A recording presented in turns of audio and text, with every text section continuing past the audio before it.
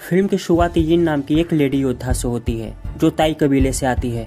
वो अपने परिवार के साथ अपने बचपन को याद कर रही थी। दुख की बात यह थी कि उसकी ये सुखद यादें लंबे समय तक की नहीं थी, क्योंकि 6 कबीले मिलकर एक विशेष जादुई पत्थर की तलाश में ताई कबीले पर हमला करते हैं। ऐसा कहा जाता है कि यह पत्थर जिसके पास भी होगा उसकी शक्तियां अंतहीन हो जाएंगी। हमले के बाद यिन और उसके बचपन के सबसे अच्छे दोस्त चिंगफोंग को छोड़कर ताई कबीले में सभी की मृत्यु हो गई।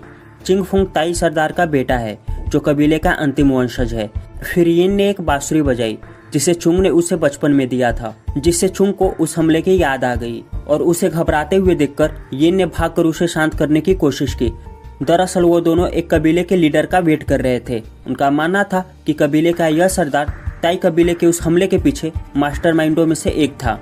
उस लीडर को बाहर निकालने के लिए उन्होंने उसके बेटे का अपहरण कर लिया। जल्द ही जिस व्यक्ति का वे इंतजार कर रहे थे वो आ गया। उस सरदार का नाम एमोन है जो क्रूर होने के लिए जाना जाता है। इस बार इमोन चुंग और यिन पर हमला करने के लिए चमगादड़ों की एक सेना लेकर आया और इमोन ने यिन को पकड़ने के लिए अपने सैनिकों को भेजा।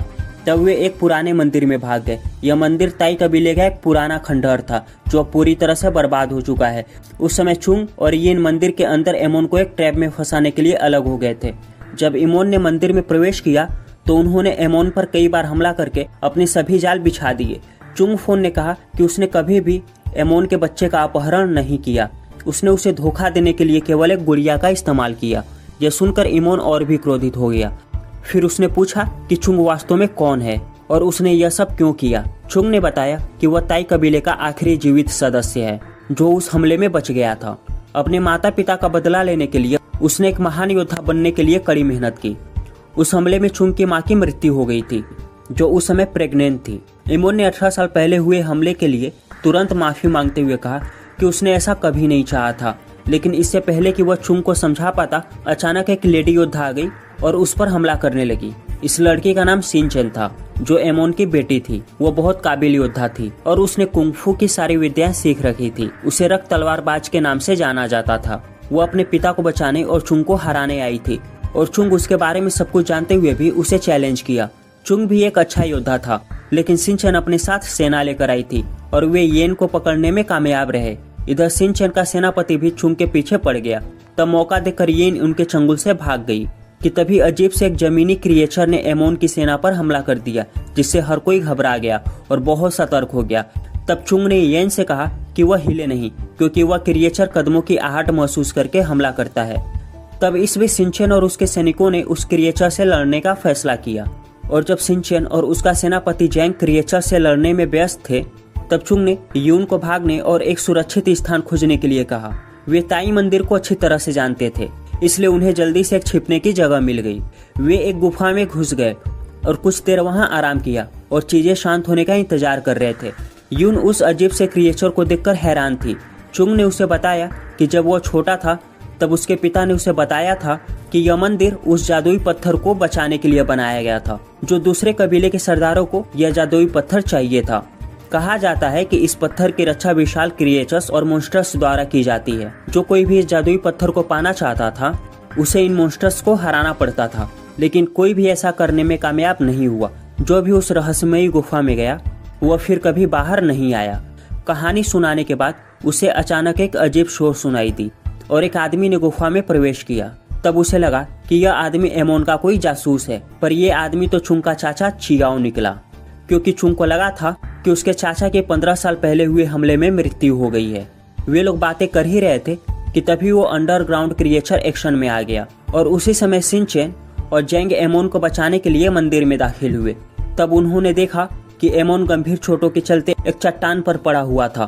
पहले तो उन्हें लगा कि उस पर उस क्रिएचर ने हमला किया है, लेकिन तभी सिंचेन ने देखा कि उसके घाव को फ्रीज कर दिया गया है। तब उसे लगा कि ये चुंग का काम है जिसने कोल्ड ट्रेड टेक्निक में महारत हासिल की है। जैसा कि सिंचेन को पता था कि केवल इविल वॉरियर्स ही इस तकनीक का उपयोग अपने दुश्मन को मारने के लिए करते हैं और इस तकनीक का उपयोग करना बैन था। तब चिंग से निपटने से पहले सिंचेन ने अपने पिता के दर्द को कम किया, नहीं तो इमोन 7 घंटे के भीतर ही मारा जाता। चियाओ चुंग को कहीं ले गया जहां उसने उन्हें मेटल की एक रिंग दिखाई जिस पर एक पहेली थी। उसने चुंग को उस क्रिएचर और एमोन के सैनिकों से बचने के लिए इस पहेली को हल करने के लिए कहा। तब ताई कबीले का उत्तराधिकारी होने के चलते चुंग ने पहेली को आसानी से हल कर दिया, क्योंकि उसके पिता ने उसे बचपन में इस पहेली को हल करने के बारे में बताया था। और तब यह रिंग एक दरवाजे की तरह खुल गया। दरअसल ये वही जगह थी जहां जादुई पत्थर को रखा गया था। फिर चियाओ ने उस जादुई पत्थर की शक्ति को एक्सप्लेन करते हुए कहा कि यह स्टोन किसी के भी हाथ नहीं लगना चाहिए, सिवाय ताई कबीले के उत्तराधिकारी के, जो तुम हो। और इस जादुई स्टोन के पीछे सारे दूसरे कबीले पड़े हैं, जो इसे हासिल करके इसकी शक्ति का दुरुपयोग करके पूरी दुनिया पर राज करना चाहते हैं। और इसी पत्थर के कारण 15 साल पहले क्रूर कत्लेआम हुआ। और इस कत्लेआम के बारे में सुनकर चुंग का गुस्सा बढ़ गया और उसने बदला लेने के बारे में सोचा। और वो चियाओ को कुछ कह पाता कि तभी चियाओ ने उसे जादुई पत्थर खोजने और उसकी शक्ति को एब्जॉर्ब करने के लिए एक नक्शा दिया।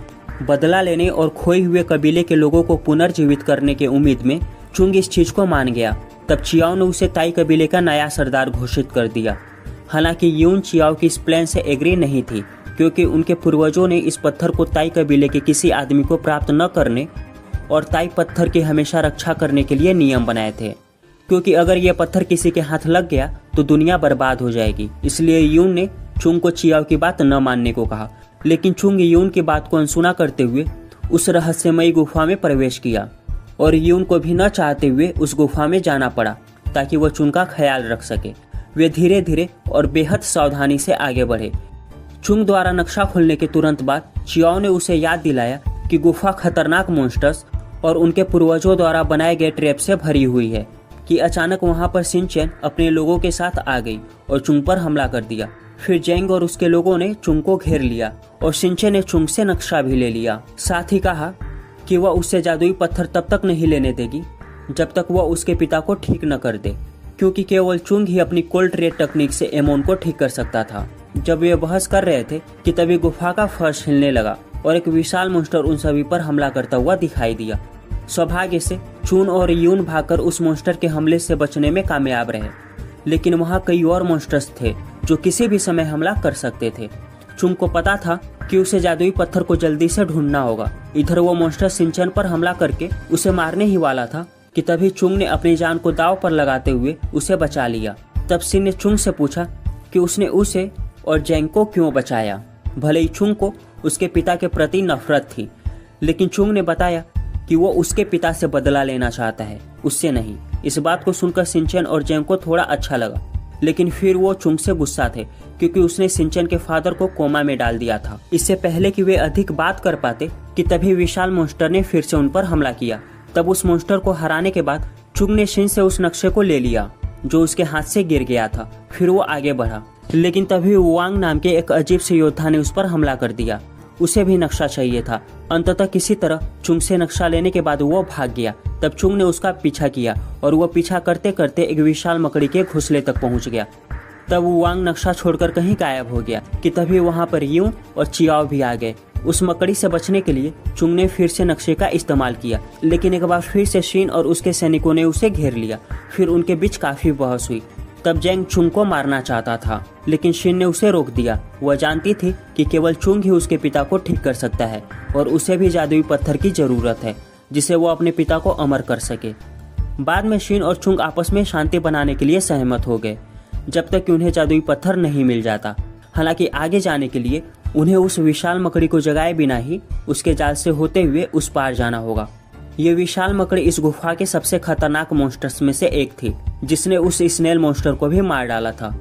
इधर चुंग, जो नक्शे को पढ़ सकता था, उसने मकड़ी के जाल के माध्यम से एक रास्ता ढूंढ निकाला, लेकिन जाल को पार करते समय उसने गलती से मकड़ी को जगा दिया।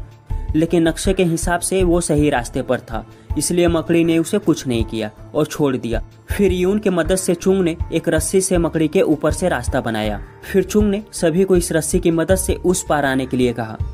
तब हर कोई सुरक्षित रूप से इस पार आने में कामयाब रहा। अंतिम बारी यून की थी। तब इस पार आते समय यून बीच में ही रुक गई क्योंकि उसकी बांसुरी मकड़ी के ऊपर गिर गई थी। वह बांसुरी उसके लिए बहुत मूल्यवान थी क्योंकि चुंग ने उसे ये बचपन में दिया था। इसलिए उसने बांसुरी को किसी तरह लेने की कोशिश की और इसी कोशिश में वो सीधे मकड़ी के ऊपर गिर गई। तब यून को बचाने चुन ने मकड़ी से फाइट करने का फैसला किया ताकि वो यून को सुरक्षित बचा पाए। तब उसने अपनी सभी कुंग-फू टेक्निक का यूज करते हुए उस विशाल मकड़ी को हराने में कामयाब हो गया। साथ ही यून को भी बचा लिया। चुंग के मकड़ी से बचने के बाद शिन बहुत खुश हुई लेकिन चुंग यून से बहुत गुस्सा हो गया क्योंकि उसने एक बांसुरी के लिए सबकी जान खतरे में डाल दी। तब यून ने उसे माफी मांगी कि तभी शिन को अचानक से बहुत दर्द होने लगा क्योंकि चुंग को बचाते समय उसे मकड़ी का जहर लग गया था। तब यून ने कुछ जड़ी बूटियों से उसका इलाज किया। इस दौरान वे एक दूसरे को जानने लगे और आपस में अपनी कहानियां साझा की। शिन के विचार में चुंग एक अच्छा और दयालु किस्म का आदमी है, लेकिन उसने कोल्ड ट्रेड तकनीक का उपयोग उसके पिता के ऊपर किया, जो आमतौर पर दुष्ट और हैवानियत से भरे योद्धाओं द्वारा उपयोग की जाती है। यून ने उसे बताया कि चुंग ने उस तकनीक का उपयोग नहीं किया है। इवन ताई कबीले में कोई भी इस तकनीक को नहीं जानता। अब इस बात को जानने के बाद शिन काफी कंफ्यूज थी कि अगर चुंग ने उसके पिता को जख्मी नहीं किया है तो किसने किया। जब वे बात कर ही रहे थे कि तभी उन्होंने लड़ाई की आवाज सुनी। तब उन्हें पता चला कि वांग ने एक बार फिर से चुंग पर हमला कर दिया है और वो चुंग से नक्शा लेकर भागने में सफल रहा। भले ही चुंग ने उसे लगभग हरा ही दिया था। वांग के जाने के बाद वहां पर उसके कोल्ड ट्रेड तकनीक के निशान पड़े थे और इस चीज ने शिन के अंदर संदेह पैदा कर दिया कि वांग ही वह आदमी है जिसने उसके पिता पर हमला किया था। तब शिन ने उसे बदला लेने और नक्शा पाने वांग को खोजने का फैसला किया। हालांकि यहाँ पर यिन की राय कुछ अलग ही थी।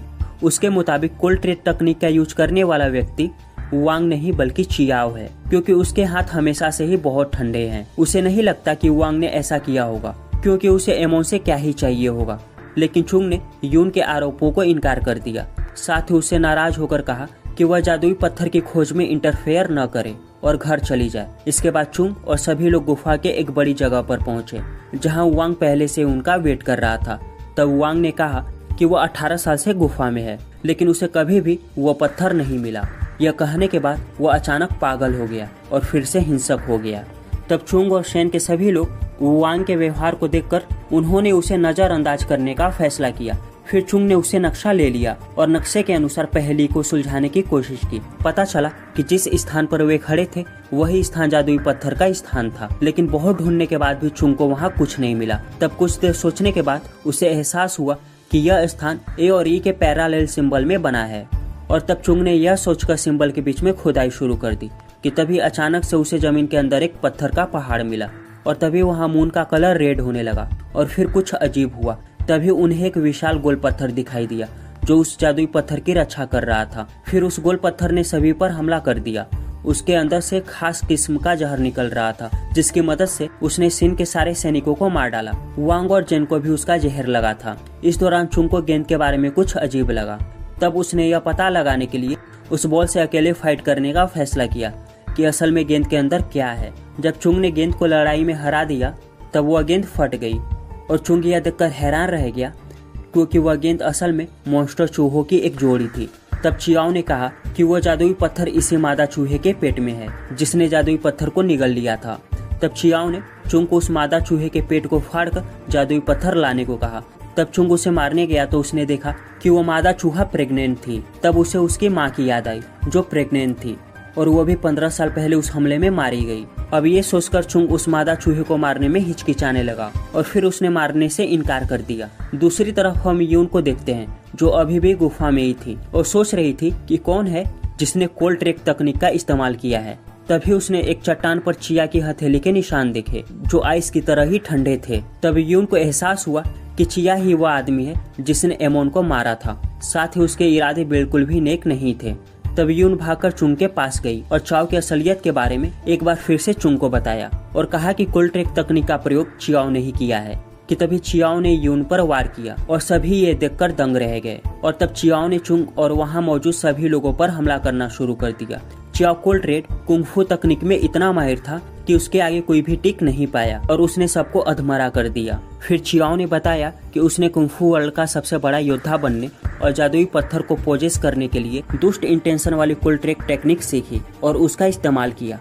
फिर चियाओ ने यह रिवील किया कि 15 साल पहले हुए हमले में उसका ही हाथ था। उसी ने उसके पिता के खिलाफ एमोन और सभी अन्य कबीले के सरदारों को भड़काकर और उन्हें जादुई पत्थर का लालच देकर ताई कबीले पर हमला करवाया। उसने ऐसा इसलिए किया क्योंकि वह चुंग के पिता से नफरत करता था, जिन्हें कबीले के सरदार के रूप में चुना गया था। चियाओ का मानना था कि वह ताई कबीले के सरदार चुने जाने के लिए सबसे योग्य आदमी था, क्योंकि वो कुंग-फू में सबसे ज्यादा माहिर था और उसने सरदार चुने जाने वाले परीक्षा में सभी को हरा दिया था। लेकिन तभी उसे सरदार नहीं चुना गया क्योंकि उसका ताल्लुक ताई कबीले से नहीं था और वह चुंग की माँ का भाई था, इसलिए वह सरदार नहीं बन सकता था। तब उसने सभी कबीलों को आपस में लड़ाने का डिसीजन लिया ताकि सभी ताई कबीले के लोगों को मारा जा सके, और उसने खुद चुंग की माँ अपनी बहन को भी मार डाला जबकि वह प्रेग्नेंट थी। ये सब जानकर चुंग को बहुत गुस्सा आ रहा था। अब थोड़ी देर बात करने के बाद चियाओ ने चुंग और यून पर फिर से हमला किया। अंत में यून मर गई। और दोस्तों, ये सीन बहुत ही इमोशनल था। अब अपनी सबसे अच्छे दोस्त की मौत को देखकर और उसे ना बचा पाने के लिए उसने खुद को दोषी समझा। अब चाओ खुद को विजयी महसूस करते हुए अंततः विशाल मादा चूहे के पेट से जादुई पत्थर निकाल ही लिया, जिससे वह बहुत ताकतवर हो गया। लेकिन इससे पहले कि चियाओ वहां से निकल पाता कि तभी नर चूहे ने उस पर हमला कर दिया। लेकिन चियाओ ने जादुई पत्थर की शक्ति से उस विशाल चूहे को मार डाला। इस बीच जैंग शीन को चियाओ से बचाने के लिए उसे एक सुरक्षित स्थान पर ले गया। एक योद्धा के रूप में जैंग चियाओ को उसकी बुरी योजनाओं के साथ दुनिया पर राज नहीं करने दे सकता था, इसलिए उसने चियाओ को लड़ाई के लिए चुनौती दी। दुख की बात यह थी कि जैंग चियाओ के हाथों मारा गया, जिससे शीन और भी टूट गई। इधर वांग भी जग गया था। अजीब बात है कि उस विशाल गेंद की चपेट में आने के बाद वह पागलों जैसा बिहेव नहीं कर रहा था। फिर उसने गुफा में मौजूद जादुई पानी की मदद से मर रहे चुंग का इलाज किया। उस समय वह नहीं चाहता था कि जादुई पत्थर खोजने से पहले ही चुंग मर जाए। हालांकि उसे नहीं पता था कि वह पत्थर चियाओ के हाथ लग चुका है कि तभी वांग ने चुंग के गले में एक माला देखी और तभी अचानक उसे अपना काला अतीत याद आ गया और हमें यह पता चला कि वांग वास्तव में चुंग का पिता था और उसने चुंग को बताया कि वह उस हमले में बच गया था। और तब उसने सभी कबीलों से बदला लेने के खातिर जादुई पत्थर को ढूंढने के लिए अपने एक शिष्या के साथ गुफा में आया। लेकिन दुर्भाग्य से उसकी शिष्या मारी गई और फिर वो अपना रास्ता भटक गया और पागल हो गया। लेकिन चुंग ने उसकी बातों पर विश्वास नहीं किया। तब उसे विश्वास दिलाने के लिए और अपना असली पहचान दिखाने के लिए उसने अपना चेहरा धोया। तब जाकर चुंग को सब याद आया और उसने अपने पिता को पहचान लिया। फिर वांग ने बताया कि अब एक बड़ी आपदा आने वाली है, क्योंकि चियाओ ने जिस पत्थर को हासिल किया है असल में वो पत्थर वास्तव में एक सील है जो लाखों मॉन्स्टर और क्रिएचर्स को मानव दुनिया में प्रवेश करने से रोकती है। अब उन्हें मानवता को बचाने के लिए वो गेट बंद करना पड़ा। ऐसा करने के लिए उन्हें अपनी ताई कुंफू तकनीक का उपयोग करके गुफा में एक वॉल्व चालू किया। हालांकि वे ऐसा करने में कामयाब रहे, जिससे सील बंद हो गया। लेकिन दुर्भाग्य से वांग एक बड़ी चट्टान के नीचे आ गया और हवा के बहने से वहां एक बड़ा तूफान आ गया। तब वांग ने अपने बेटे से कहा कि वह उसे बड़ा होते देखकर बहुत खुश है, भले ही थोड़े समय के लिए ही सही, लेकिन उसने अपने बेटे को देख तो लिया। यह कहने के बाद वांग ने चुंग को बचाने के लिए खुद को बलिदान कर दिया। तूफानी चुंग को उसके पूर्वजों द्वारा कभी राजधानी रही एक जगह पर फेंक दिया। वहां चुंग ने अपने पूर्वजों की आवाजें सुनी जो उन्हें बता रहे थे कि वह ताई सरदार बनने के योग्य नहीं है। उन्होंने कहा कि चुंग बदला लेने पर बहुत अधिक विश्वास करता है और एक योद्धा की जिंदगी जीना भूल गया है, जो योद्धा सत्य की रक्षा करता है। उन्होंने यह भी कहा कि वह बहुत स्वार्थी है, क्योंकि उसने अपने दोस्त यून को नजरअंदाज कर दिया, जो उसे बहुत प्यार करती थी, और उसने उसके लिए अपनी जान भी दे दी। ये सब सुनकर चुंग को गहरा अफसोस हुआ। तब उसने पूर्वजों से अपनी गलतियों के लिए माफी मांगी। अब उसका दिल साफ हो चुका था। तब पूर्वजों ने अपनी विशाल ताई शक्ति को उसके अंदर ट्रांसफर कर दिया ताकि वह चियाओ को हरा सके। उसी समय चियाओ एमोन के पास गया, जो अभी भी चट्टान पर लेटा हुआ था। सौभाग्य से शीन अपने पिता की रक्षा और मदद करने के लिए सही समय पर वहां पहुंच गई। हालांकि उसकी शक्ति जादुई पत्थर की शक्ति की तुलना में बहुत कमजोर थी। अब हताश एमोन ने मरने से पहले एक चौंकाने वाले रहस्य का खुलासा किया। तब उसने शीन को बताया कि वह वास्तव में चुंग की अपनी बहन है, क्योंकि जब चाओ ने अपनी बहन को पहाड़ से फेंक दिया था तो वह उस वक्त मरी नहीं बल्कि जिंदा थी, और वहीं उसने शीन को जन्म दिया।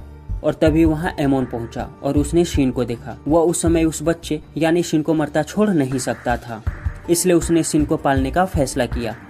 मरने से पहले इस बात को प्रूफ करने के लिए एमोन ने शीन को एक ताई हार दिया, जिससे साबित हुआ कि वह ताई परिवार से थी और रानी की बेटी थी। इस इमोशनल टाइम के दौरान चुंग अपनी नई शक्तियों के साथ वहां पहुंचा और उससे पता चला कि शीन उसकी बहन है। अब जैसे ही चुंग को ये सब पता चला कि तभी चियाओ ने उसे चुनौती दी। इस लड़ाई को चुंग ने स्वीकार कर लिया और लड़ाई शुरू हुई। पहले जादुई पत्थर की शक्ति के कारण चियाओ उस पर बहुत भारी पड़ रहा था, लेकिन धीरे धीरे पत्थर ने उसके शरीर को नुकसान पहुंचाना शुरू कर दिया, क्योंकि जादुई पत्थर नेक दिल इंसानों के लिए बना था, चियाओ जैसे इंसानों के लिए नहीं। क्योंकि जादुई पत्थर पर उसी का हक था जो पत्थर को उस मादा चूहे को मार कर नहीं बल्कि उसे खुश करके और विनती करके लेता। और ताई पूर्वजों ने इसलिए ये नियम बनाया था जिससे नेक दिल और एक बुरे दिल वाले की पहचान की जा सके, जिसने जादुई पत्थर को धारण किया है। अब चियाओ गंजा और कमजोर हो गया क्योंकि उसका शरीर जादुई पत्थर की शक्ति को संभाल नहीं सका। तब नर चूहा भी वहाँ आ गया जो अभी तक मरा नहीं था और उसने चियाओ को निगल लिया। उसके बाद चुंग ने उस जादुई पत्थर को लेकर शिन के पास पहुंचा। तभी अचानक से गुफा कोलैप्स होने लगी और सारे मॉन्स्टर धरती पर आने वाले थे। तब चुंग को उसके पूर्वजों की बातें याद आई और मॉन्स्टर्स को धरती पर आने से रोकने के लिए उस जादुई पत्थर को उसके सही जगह पर रखने के लिए चुंग ने गुफा में जाने का फैसला किया। जाने से पहले उसने शिन को उदासी में छोड़कर अलविदा कहा और फिर गुफा के अंदर चला गया। जाहिर है कि चुंग अब वापिस नहीं लौटा होगा और यहीं पर इस फिल्म का नैतिक अंत हो गया। इस फिल्म से हमें सबक मिलता है कि कभी कभी पारिवारिक रहस्य विशाल चूहों और जादुई पत्थरों से भी अधिक क्रेजी हो सकता है। इसलिए कभी अपने परिवार को अकेला ना छोड़े और उनके साथ रहें, क्योंकि परिवार ही सब कुछ है। क्योंकि परिवार है तो हम हैं और हम हैं तो परिवार है। तो दोस्तों, अगर आपको ये कहानी अच्छी लगी हो तो हमारे इस चैनल को लाइक और सब्सक्राइब जरूर करें, क्योंकि हमें आपकी सपोर्ट की बहुत ज़्यादा ज़रूरत है। तो मिलते हैं हम आपसे अपनी नेक्स्ट वीडियो में। तब तक के लिए टाटा और बाय बाय।